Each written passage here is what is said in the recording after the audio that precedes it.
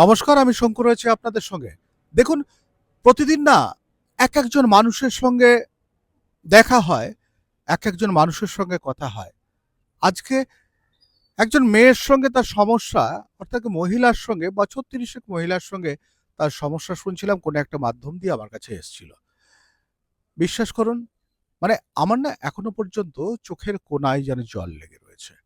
একটাই কারণ, যে মেয়েটি মানে কি বলা চলে যে ধরুন একটা ছাগলকে বেশ স্নান করিয়ে খাইয়ে দাইয়ে আনা হলো, তারপর তাকে জবাই দিয়ে দেওয়া হলো। ঠিক সেরকম মেয়েটি একটা স্রোতে ফিরে এসেছিল, সংসার করছিল, কিন্তু তার স্বামী এমন কিছু করলেন, মেয়েটি কিন্তু আবার আবার সে পুরনো লাইফে ফিরে গেল।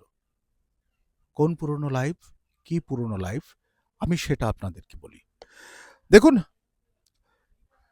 একটা মেয়ে, তিনি বিবাহ করেছিলেন, বাবা মা দেখে শুনে বিবাহ দিয়েছিলেন। বিবাহ দেওয়ার পর মেয়েটি যখন জানলেন যে তার স্বামী তার বাবার সম্পত্তি এবং তার সম্পত্তি দখল করে বাঁচতে চায় এবং মেয়েটিকে একটা পণ্য হিসাবে সে ব্যবহার করতে চায়, সে কোনোভাবে প্রথম স্বামীর কাছ থেকে বছর ৮ থেকে ৯ আগে বেরিয়ে চলে এসেছিল। তারপর কি করবে, কোথায় যাবে? বাবার ঘাড়ে যখন তিনি গেলেন, বাবা কিন্তু তাকে মনে করলেন যে একটা বোঝা। তিনি সেখান থেকে কোনোভাবে কোনো ইভেন্ট ম্যানেজমেন্টের কাজ ধরে সোজা পৌঁছলেন দিল্লি। আর দিল্লিতে পৌঁছানোর পর সেখানে গিয়ে তিনি জানলেন যে সেই ইভেন্ট ম্যানেজমেন্টে ভালো স্যালারির একটাই কাজ হচ্ছে মাঝে মাঝে মনোরঞ্জন করা। আর সেই মনোরঞ্জন করতে গেলে কিছু টাকা এক্সট্রা পাওয়া যায়। আর সেইভাবে করতে করতে তিনি দেখলেন মুঠো ভর্তি টাকা আসা শুরু হয়েছে। ব্যাস, এইভাবে টাকা রোজগার হচ্ছিল। হতে হতে তিনি একসময় ভাবলেন যে না, তাহলে আরেকটু বেশি টাকা রোজগার করি। কিন্তু পেছনে কাজ করছিল, কোনোভাবে যদি বিয়ে করে একজনের সঙ্গে সংসার বাঁধা যায়, তাহলে জীবনটা আরো ভালো হয়ে যাবে। ওই গৃহস্থ মেয়েটি যেটা ভেবেছিল, সেই ভেবে সে যখন ভাবা শুরু করলো যে সে আবার বিয়ে করবে, বিয়ে করে একটা সুখে সংসার করবে, আর ওই লাইফটা ত্যাগ করবে, ততদিন পর্যন্ত কিন্তু মেয়েটির হাতে অনেকগুলো টাকা, ওই বললাম না মুঠো ভর্তি টাকা চলে এসছে তার। তারপর তারপর ম্যাট্রিমনি সাইটে তার সঙ্গে একটি ছেলের পরিচয় হয়, তার এক যুবকের পরিচয় হয়। সেই যুবক কলকাতা থেকে উড়ে দিল্লি চলে যেত তার সঙ্গে দেখা করতে, এবং প্রথম প্রথম যুবকটি তার হয়ে হয়তো মেয়েটার কাছে গিয়ে অনেক টাকা খরচা করত।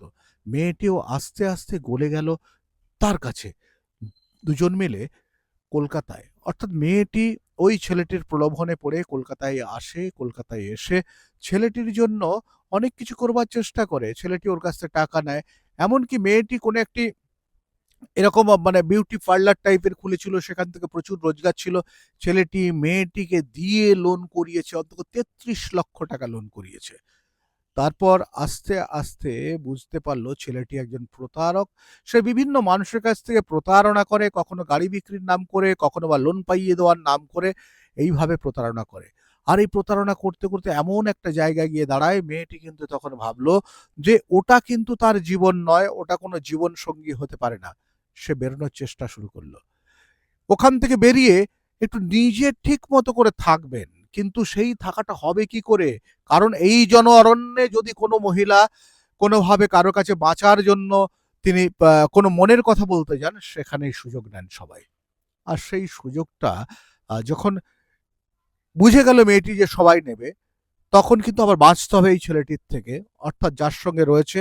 অর্থাৎ দীর্ঘ ৮ বছরের মধ্যে ৩ বছর আগে সে ৮ বছর না ৫ বছর তারা লিভ ইন করেছে, আর ৩ বছর আগে তারা তারা কি করেছে, তারা রেজিস্ট্রি ম্যারেজ করেছে। রেজিস্ট্রি ম্যারেজ করার পর আসল সমস্ত রূপ বুঝে গেল। মেয়েটি কিন্তু এখন ভাবছে সে কি করবে।